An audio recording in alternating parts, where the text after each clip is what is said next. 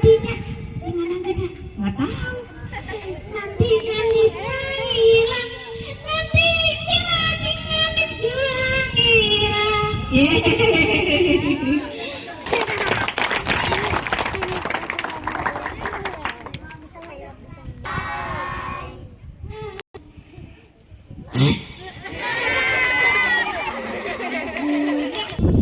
Jangan bosan lah. Itu puasa? Puasa lah bunda. Benar puasa. Iya.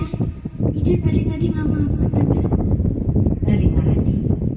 Dari kemarin malah. Itu bukan puasa. Kamu kan boneka. Iya benar juga. Terus menahan haus. Terus menahan nafsu.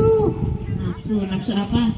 Ya pokoknya menjaga mata, menjaga telinga, menjaga hati. Karena ketika untuk hidup udah tua-tua,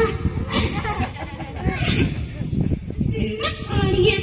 Waduh, jangan gitu sama orang tua, nggak sopan. Saking sering yang lihat, jadinya kagak enak. Jangan didoti, nggak sopan. Kalau sama orang tua harus sopan. Bunda mau tanya, kalau sopan santun itu biasanya apa?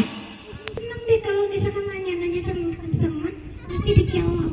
Gila orang kamu bertanya. Ada yang mau nanya tidak sama Dina? Itu Bunda. Udah, duduk lagi.